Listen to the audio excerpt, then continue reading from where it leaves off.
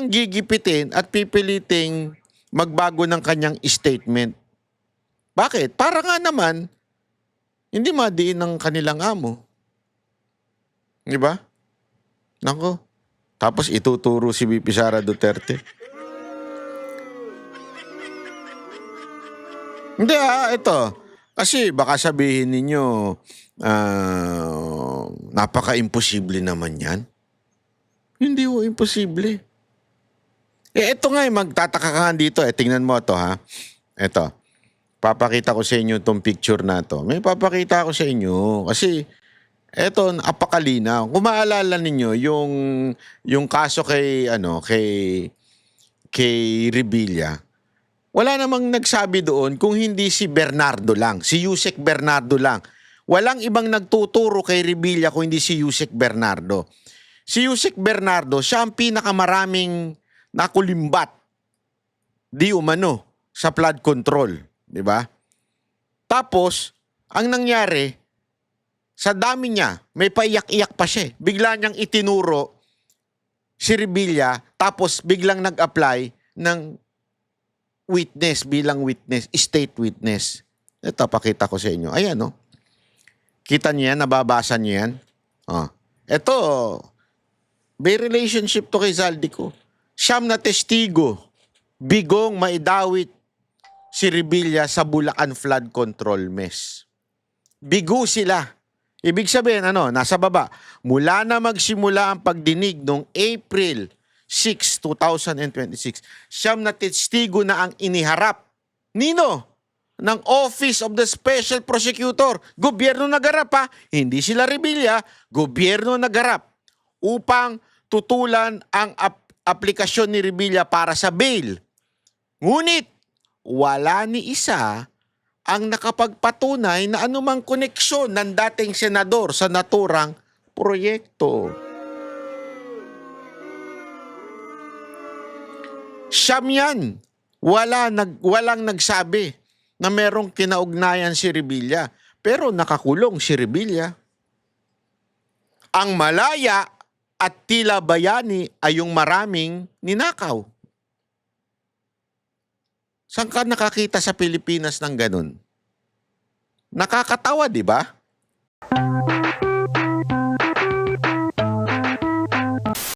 Ito.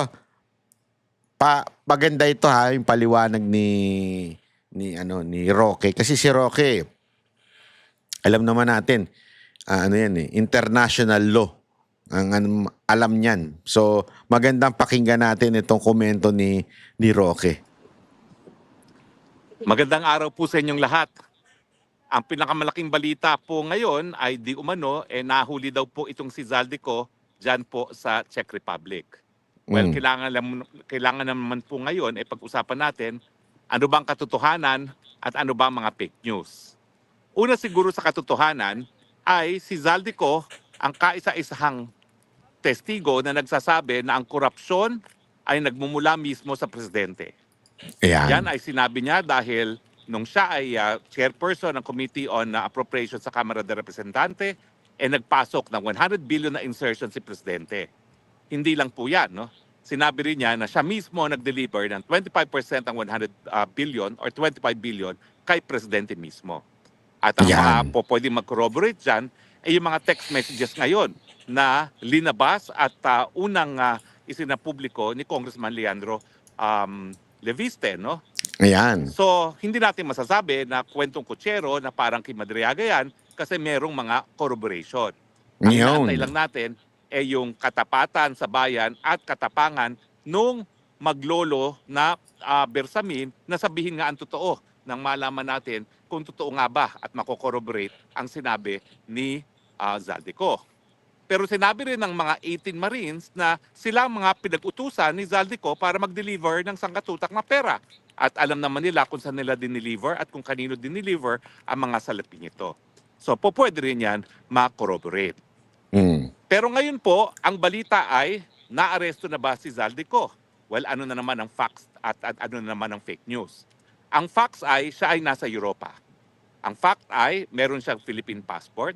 Ang fact ay ang Sandigan Bayan ay nagkansila ng kanyang passport. Ngayon, ano ngayon ang sinasabi ng Malacanang? At walang iba pa kundi ang presidente nagsalita. Ang sinasabi niya, unang-una, napahuli daw nila si Zaldico. Well, katotohanan ba ho yan o hindi? Well, ngayon, nagbigay linaw na itong si Interior Secretary John Vic Remulla, hindi po Philippine government ang nagpa-aresto. Di umano, si Zaldico ay pumasok ng walang dokumento ng Czech Republic galing ng Germany. Ibig sabihin, ang fact na alam natin ay yung Sandigan Bayan ay pinakasila kanyang passport. So mukhang siya ay nagtangka na pumasok ng Czech Republic nang pinakita ang passport, ang nanai-check, yan ay revoked na. So talagang dahilan yan para siya ay ma-detain ng immigration authorities at kung hindi siya hihingi ng asylum, yan ay dahilan para magkaroon ng summary deportation. Pero fact, ano ba ang proseso sa Czech Republic? Ito po, pinag-aralan ko na. Ang proseso po dyan, bagamat po pwedeng ma-detain siya hanggang isang taon dyan, no? Pero at the average 90 days bago siya ma-deport, ang katotohanan ay sa unang 7 araw ng pagkakadetain niya sa kanya, kinakailangan sabihin ng Czech authorities kay Zaldico na po pwede siyang humingi ng asylum. Obligasyon po yan ng Czech authorities na kapag minahuli sila na illegal entrant o yung pumapasok na walang visa, walang passport, na kapag siya ay nadetina, sasabihan na may karapatan siyang humingi ng asylum. Nung una po kasi, ako'y nagdarasal na kahit papano, alam ni Zaldico kung ano yung asylum. Nakampante po ako nung aking sa pag-aaral, nalaman ko, obligasyon ng mga otoridad sa Czech Republic na sabihan siya tungkol doon sa karapatan na kumuha ng asylum. Ang mangyayari lang po dyan, habang siya ay pinaprocess sa asylum, ng kanyang asylum, siya ay mag-i-stay sa isang asylum center. Pero hindi po yung pagkakakulong. Para po yung asylum center na tinuluyan ko rin sa Netherlands habang kinukuha ang aking mga biometrics, ine-examine ako ng medical na mga doktor dahil mahirap nga po kung ikay lalabas pa ng kampo. Dahil yung pila sunod-sunod, ang gusto nila, nandun na yung aplikante para madali lang makausap. So dahil may obligasyon po ang Czech Republic na sabihan siya na meron siyang karapatan mag-asylum, tingin ko ba siya ay kukuha ng asylum? Well, sa tingin ko po, alam ni Zaldico na dahil siya ay ngayon ang kaisa-isang testigo na po pwede makorroborate ng mag-lolo na Bersamin na ang korupsyon ay nanggaling mismo sa ulo kay Marcos Jr. mismo, talagang alam niya na may banta sa buhay niya. Ang banta sa kanya hindi lang sa pagkakakulong, gaya ng banta sa akin dahil sila nagtanim kaso ng non-bailable case. Ang banta sa kanya, patuloy na siyang patatahimikin, gugurgurin, papatayin. At yan po ay napakalakas na basihan para magkaroon ng asylum. Ang tanong ko lang is gaya na nangyari sa akin, saan ba nag-issue ang kanyang visa sa Shenzhen? Dahil bagamat pwede siya humingi ng asylum sa Czech Republic, kung hindi naman Czech Republic ang nag-issue ng kanyang visa, papupuntahin pa rin siya doon sa lugar na nag-issue ng kanyang visa. Pero sa akin, walang kaduda-duda. Yung pagiging whistleblower niya, yung pagsabi niya na Marcos Sr. mismo ang arkitekto ng korupsyon dito sa flood control at sa DPWH, yan po ay enough reason para siya ay talagang patayin ng mga puwersa na isang patahimikin. Sino ang gustong pumatay? Kaya nga po ngayon, pinag-uusapan ng lahat itong si Zaldico. Bakit? Kasi si Zaldico, kung talagang siya ay hindi susupilin sa pamamagitan ng pagkukulong o kaya naman pagpapatay, siya magpapatunay na merong responsibilidad ang Marcos Sr. Ang Marcos Jr. Si Marcos Jr. Si Bongbong sa katiwalian. At wala pong ganyang testigo siguro maski sa sarili niyang ama, si Marcos Sr.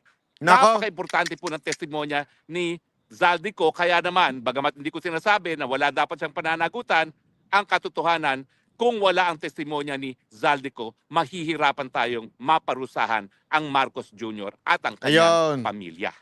Tandaan natin, ang in-expose niya, korupsyon hindi lang ni Marcos Jr. doon sa 100 billion, kundi yung smuggling.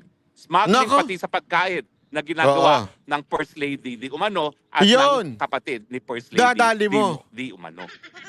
Nadali mo. Zaldico, kung nasan ka man, karapatan mong humingi ng asylum. Sasabihan kanila na may karapatan kang humingi ng asylum, humingi ka lang. Dahil malinaw na malinaw, gaya ng sikat ng araw, na meron kang karapatan, meron kang well-founded fear na pwede kang gurgurin, patayin, dahil ikaw lang ang magiging susi para mapanagot ang presidente at ang kanyang pamilya sa kanilang katiwalian. Stay safe. Maraming Yon. salamat po sa inyong patuloy na pagtangkilik. Oo. Ito para sa kaalaman ninyo hindi ko ho pinanood dyan. Ngayon, sabay ko hong pinanonood at nire-reaksyonan. Tama kami ng pag-iisip, patatahimikin, yayariin, gugurgurin. Di ba? Talagang yayariin talaga. Sabi ko nga ho sa inyo. Sa totoo lang po Sa totoo lang. Dito mo makikita talaga na mas maganda, dyan na lang siya. At dyan na lang siya ikulong. Di ba? Kesa dito, tapos magsalita na siya. Kasi dito, basang-basa ko na. Mukhang yayariin lang siya dito o di kaya talagang gigipitin at pipiliting magbago ng kanyang statement. Bakit? Para nga naman, hindi madiin ng kanilang amo. Di ba? Nako. Tapos ituturo si VP Sara Duterte. Hindi ito. Kasi baka sabihin ninyo,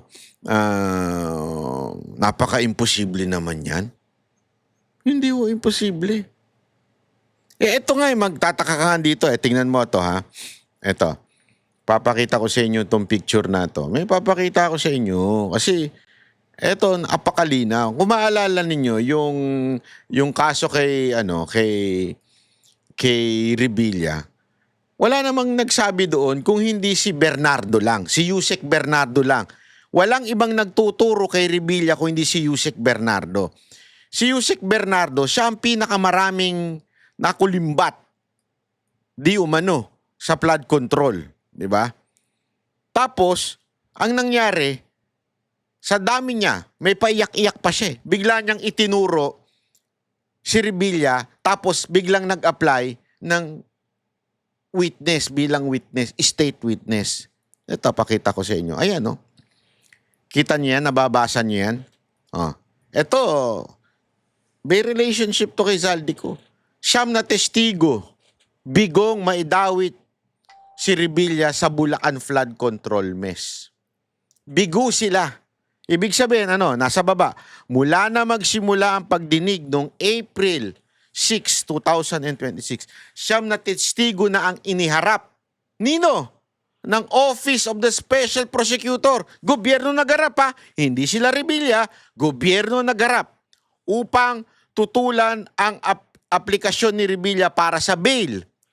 Ngunit, wala ni isa ang nakapagpatunay na anumang koneksyon ng dating senador sa naturang proyekto. Siyam yan. Walang nagsabi na merong kinaugnayan si Revilla. Pero nakakulong si Revilla. Ang malaya at tila bayani ay yung maraming ninakaw. Saan ka nakakita sa Pilipinas ng ganun? Nakakatawa, di ba? Kasi, sabihin na natin halimbawa lang, may mga nabayaran si Revilla, 3, 4, pero siyam yan, at ang nagpresenta, gobyerno natin, tapos walang ni isa nagsabi sa kanila, oo, meron akong talagang kaalaman, meron akong direktang kaalaman na si Revilla ang may kasalanan, si Revilla nakatanggap. Wala ni isa sa kanila nakapagsabi na nagharap, gobyerno, hindi ang kampo ni Revilla. Ito pa, dagdag. Para papakita ko lang sa inyo. Bakit ko sinasabi to? Bakit? Kasi kaya nilang baluktutin ang katotohanan sa pamamagitan ng pera. Kaya nilang gawin yan. They can do that. Diba? Magkano lang sinoli ni Bernardo sa mga dumaang pera sa kanya? Pakita ko lang sa inyo ito. Itong balita na to. Abot daw sa 800 milyong piso ang halaga ng pera na dineliver ni dating Public Works District Engineer Henry Alcantara kay Zaldico. Kabilang yan sa binunyag niya sa pagharap sa Sandigan Bayan bilang state witness sa flood control case laban kay dating Senador Bong Revilla Jr. Nasa frontline ng balitang yan si Mobile Journal Arles de los Santos. Humarap sa pagdinig sa Sandigan Bayan 3rd Division si dating DPWH Engineer Henry Alcantara Tumayo siyang testigo para sa malversation case laban kay dating Senadora Ramon Bong Revilla Jr. at iba pang kapwa-akusado sa umano'y higit 92 million pesos ghost flood control project sa Pandi, Bulacan. Nabanggit ni Alcantara ang paghahatid umano ng milyones kay Zaldico noong 2023. Sa kanyang testimonya, nakilala raw niya ang dating kongresista sa pamamagitan ni dating DPWH Undersecretary Roberto Bernardo. Naghahanap umano ito ng distritong pwedeng mapaglagakan ng pondo para sa flood control projects. Taong 2022, 519 million pesos ang pondo para sa mga proyekto sa Bulacan sa ilalim ng General Appropriations Act. Pero sa sumunod na taon, lumobo ito ng 6 billion hanggang 8 billion pesos. Grabe, oh. Pagsisiwalat pa ni Alcantara, Grabe yung paglobo, di ba? nasa 30 hanggang 35% lamang ang natitirang pondo para sa implementasyon ng flood Lupit. control projects. Habang Nako po. 25 hanggang 30% naman ang Nako. napupunta sa mga proponent. May bukod namang 30% na mapupunta sa contractors para sa royalties at retention. Nasa 2% naman ang pinakamalaking porsyentong kanyang nakukuha. Nasa 800 million pesos daw ang pinakamalaking halaga ng pera na na-deliver ni Alcantara para kay Ko. Ginisa naman si Alcantara ng kampo ni Revilla kung makukumpirma ba niyang ibinigay mismo sa dating senador Ayan, eto kung binigay niya ang mismo. kickback. Pero pag-amin ni Alcantara, hindi niya alam kung naibigay nga mismo kay Revilla ang pera. So, hindi alam. Walang alam. Walang alam si Alcantara kung binigay. Kanino lang niya nalaman? Kay Bernardo. So, anong tawag mo dun? Herse. Sabi lang niya, binigay niya kay Revilla. So, wala kang direct na kaalaman. Hindi ka sure. Diba? Kita niyo yung katarantaduhan? Kita niyo yung kalokohan nila? Walang kinalaman. Hindi nila alam. Basta ang alam niya, binigay ko kay Bernardo. Sabi ni Bernardo, binigay niya kay Revilla. Ang daling gawin yun eh. Ako, halimbawa alam mo sa Pilipinas, uso yan eh. Yung name dropping. Diba? Mahuli ka pa nga lang ng pulis, tawagin mo na. Kamag-anak ko si Mayor eh. Uncle ko si Mayor eh. Sino Mayor dito? Si Belmonte. Nasa Maynila ka. Tanga ka. Hindi, totoo, di ba? Sabihin mo, ito, tito ko, general to. Sa sobrang name dropping, iba nga ang pangalan ng plaka nila, attorney. Di ba? Ganun katindi sa atin. Ginagamit yung pangalan ng iba para makagawa ng kalokohan o makalusot, di ba, sa batas. Etong si Bernardo, siya lang ang nakakaalam. Wala nang ibang tao na nakakaalam na binigyan niya si Revilla. Kung anong ebidensya? Wala. Paano ko sabihin sabihin ko, halimbawa lang ako, di ba nakikita nyo yung picture ko noon, panahon ni Pangulong Duterte, na nanunood siya sa akin, nai-interview ko siya, nakakapunta ko sa Malacanang noon. Paano kung gamitin ko yung pangalan ni Pangulong Duterte at humingi ako ng kickback sa mga congressman? Oy, gusto mo bang malakas ka kay Duterte? Kita mo itong picture na to. Yeah? Ganun ang hilig ng mga Pilipino. Tingnan niyo si Madriaga. Gamit na gamit si BP Sara Duterte. Kaya ingat na ingat ako sa mga ganyan, mga nang-name drop. Kaibigan ko si ganito, kamag-anak ko si ganito, ninong ko si ganito, kumpare ko si ganire. Huwag ingat kayo sa mga gayaan. Mag-ingat kayo. Eto, hindi, inutusan ako ni Revilla. Ako yung proponent si Revilla dito. Di ba? Hilig nila dyan eh. Paano kung ginamit lang si Revilla at kinikback yung pera para lang sumunod yung mga tao? Idineliver lang daw kasi ito ng kanyang driver kay Yusek Bernardo. Si Bernardo ang nagsabing si Revilla umano ang proponent. It only strengthens our defense all along. That si former Senator Bong Revilla does not have any participation or any involvement in the so-called alleged ghost flood control project. Very, very false. Ano bang gusto niyo sabihin? 1,000%? 100%? It's totally, absolutely false.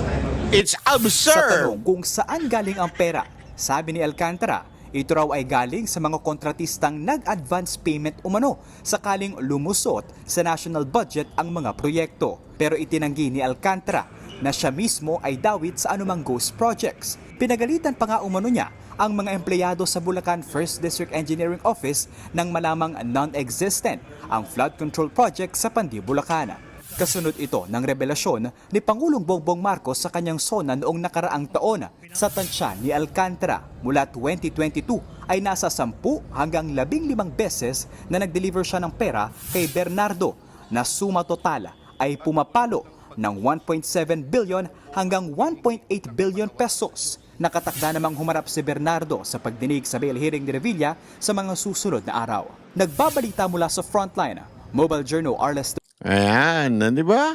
So, bakit ko kinikwento ito sa inyo? Again, kaya ako, ayoko talaga umuwi dito si Saldico. Kasi, sa tingin ko, babaguhin na yung kwentuhan dyan eh. Bago na yan, sigurado ko. Dalawa lang yan. Kaya nga sabi ko sa inyo, dalawa lang yan eh. Yariin yan, para hindi na makapagsalita. Kasi nagsalita na eh. Tandaan ninyo, if there is no witness, there's no crime. So pag niyari yan, there is no crime. Mapapawalang bisa yung mga sinabi niya. Tama, mali. Or, you change your story, you're alive.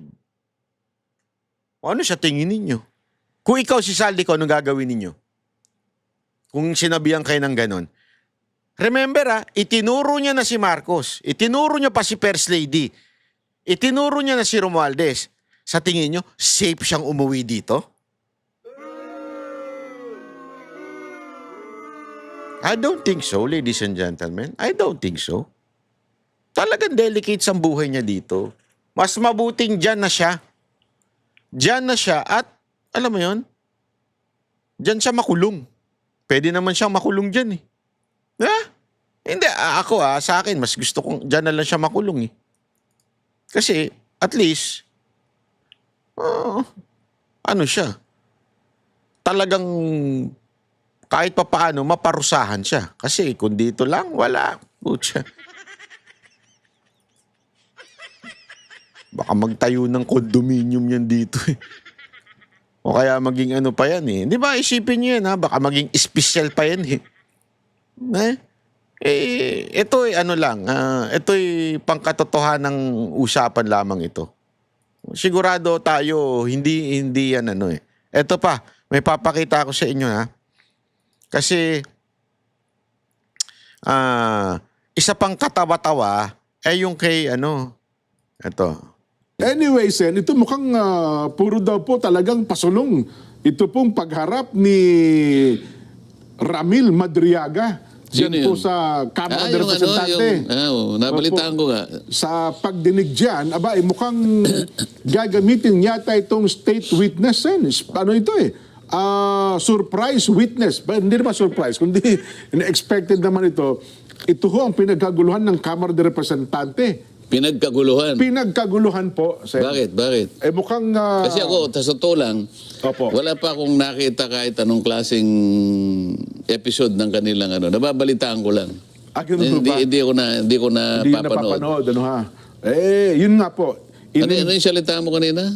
Na surprise witness daw po.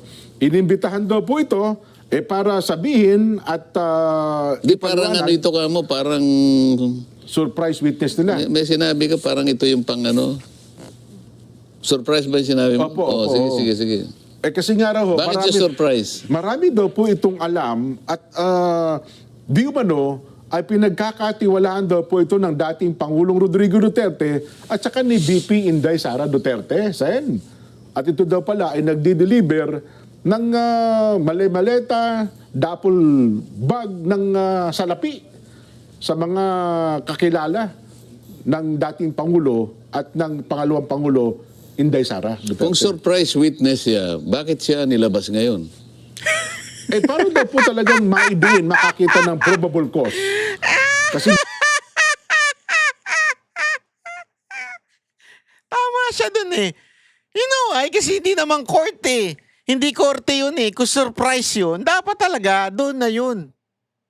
Alam mo, kung maalala ninyo, di ba, si Attorney Baligod, tinatanong namin na ilabas siya ng lahat. Anong sabi niya? Hindi pwede. Kasi pag inilabas ko na namin ngayon at umabot kami sa korte, mapapagandaan na nila yung sagot nila. Pero kung sasabihin namin to sa korte, sabihin, tatawagin nilang surprise, matataranta ngayon yung mga involved. Hindi sila makakasagot kasi hindi nila napaghandaan. Importante yon. So therefore, if that is important in a court of law, dapat important yun na ilabas si Madriaga sa Senado na. So what's the purpose? Definitely the purpose is propaganda o for optics na masiraan lang si BP Sara. Di ba sa Justice Committee ng Kamara, yun lang ata ang hinahanap nila, Sen, di ba? Probable Hindi, cause. alam ko kasi by stages yan, di ba? Opo. Kinakailangan makapasa ka dun sa sufficient inform. Una po Sufficiency yan. inform. Opo, oo. Tatlo yan eh. Sufficiency inform, Substance. sufficiency in substance, Yes po. at saka the complaint alleges sufficient grounds, parang ganyan. Okay, oo. Kaya kailangan merong determination of whether or not the complaint alleges sufficient grounds. Opo. So nag-declare, di ba, sabi niya, ang pagkakaalam ko, nag-declare ng sufficiency of grounds eh. Yes po. O di sapat na yon. Bakit nagkakaroon ng hearing? Yun ang aking tinatanong sa'yo. Hindi, sabi daw kasi mukhang nire-required na rin po ata siya na magkaroon ng, dati tawag nila mini trial eh. Ano ha? Para, kumbaga sa fiscal daw po, pagkariwang kaso, magkaroon daw po ng basihan para maiakyat sa korte yung kasong kinakaharap ng isang tao. Hindi, mali yun. Ganun ho ba? Kasi nga, yung impeachment kasi, Opo. kung ikukumpara mo sa pangkaraniwang kasong kriminal, Yan, opo, oo. ito kasi hindi naman kriminal, hindi civil eh. Hindi It's po. more on political eh. Ipaghalimbawa mo, kaya nga merong ang tinatawag nating maghahabla sa kanya, House of Representatives eh. Opo.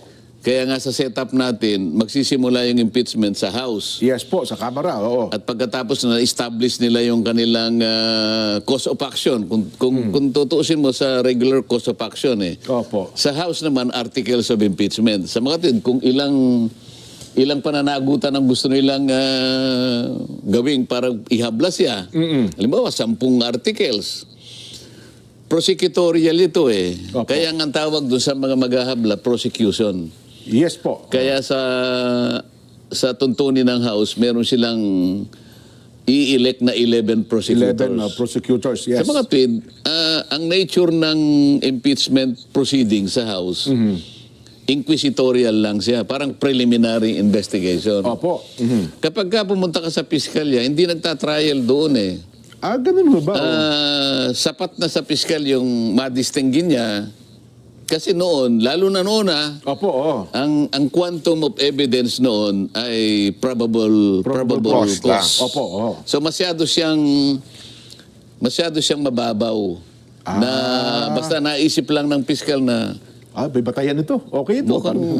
mukhang dapat ko talagang ihabla to. Isampa na sa korte So yan. pag nagsampa siya sa korte, aarestuin na siya. Opo. Probable cause. Pero ngayon kasi, binago na yun eh. Okay. Ang quantum of evidence ay yung tinatawag nilang prima facie Prima facie, opo. with sufficient certainty of conviction. Ganun eh. Yes po. Kaya ngayon, pag sinabi mong prima facie, almost almost sigurado na may kalalagyan to. Yung inireklamo, tama kayo. Opo. Oo. Oo. Ngayon, kung surprise witness si Madriaga, ba't nilabas nila? Kasi itong mga sinasabi nila ngayon, ang talagang trial sa Senate eh. Ngayon lang nakikita ko na yung halimbawa, pag nakita ko yung testimony niya, di napaghandaan ko na siya, ito tatanungin ko siya ng Yun ganito. na nga po, oo. Tatanungin ko ganito. Oo. Paano kung lahat ng tinanong ko bumagsak siya? Di wala.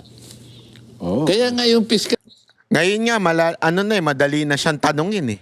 Kasi remember, under oath na siya sa Kamara.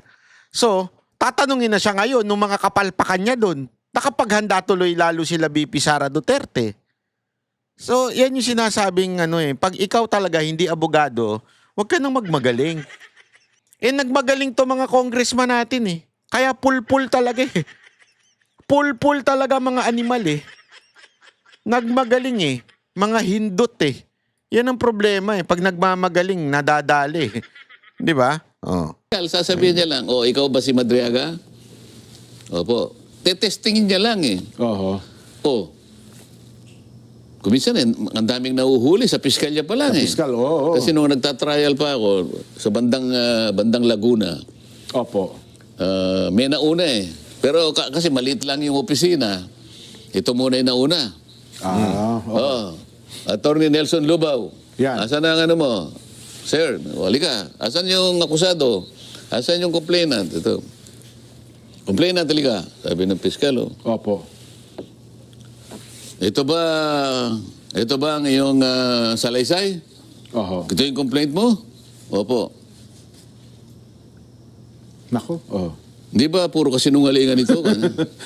Di ba tinuruan ka lang? Ganun sabi ng piskal, Kasi po, ang abogado po patay na siya. Ganun lang naman ang So pag na-establish niya, kahit na tinakot niya, Oho. pero mo ba ito? Opo. Kahit anong gawin niya. Sige, okay.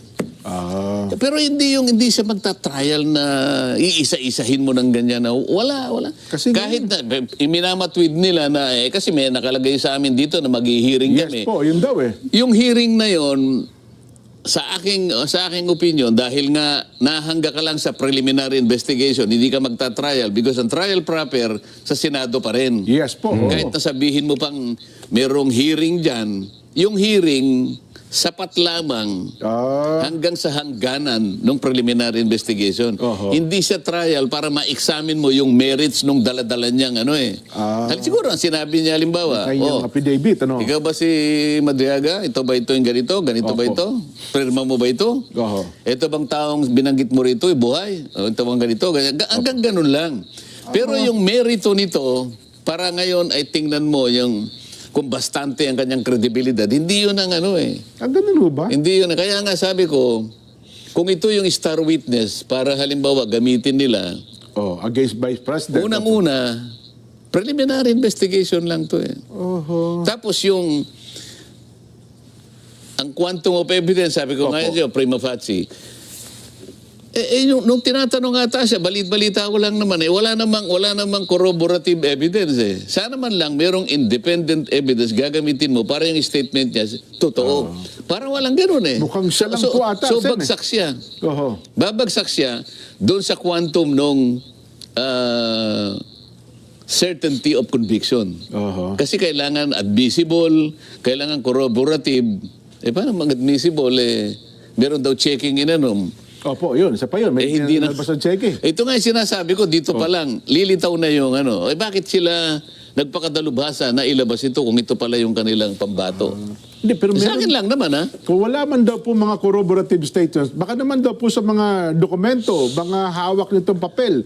Kasi mukhang maglalabas daw po siya ng ng bank statement. Naglabas daw po siya ng waiver para makita ang kanyang mga record sa bangko.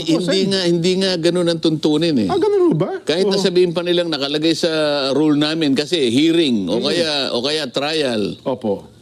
Pag binangga mo yung tuntunin na yun sa liwanag ng Constitution, hindi kasali doon ang merong trial, ang trial sa Sa Senado talaga dapat, Senate Court na po. So yung bahagi na yun kasi, boss, sa kanya, ito yung aming tuntunin pero yung bahagi na yan, unconstitutional yan. May bahagi dyan na salig sa kasaligang pero kung magta-trial ka, hindi sinasabing ikaw magta-trial. Ilang masasabi ko doon? Ang problema... At saka dapat susuriin mo yun bang mga sasabihin niya.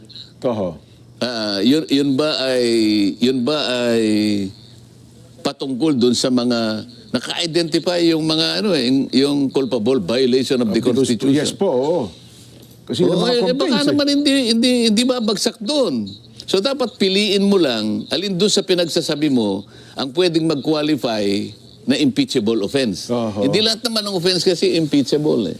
Nako. Identified lahat yun, di ba? Ayaw, napakaganda ng sinabi ni Marcoleta. Kaya alam nyo kaya mga kababayan bantayan nating mabuti ang mga susunod na kabanata rito kay Zaldico. Dahil kung totoo na may mga gustong maunang patahimikin siya bago pa siya magsalita, lalong dapat mapagmatsyag ang publiko. Bantayan natin. At kung sakaling bumaligtad man siya at ilabas ang mga nalalaman niya, sigurado, naku po, yari na naman si BP Sara Duterte. Kaya mga banateros, gusto ko marinig ang inyong opinion. Gusto ko mabasa ang inyong opinion. Totoo bang may gusto magpatahimik kay Zaldico? O isa lang itong haka-haka?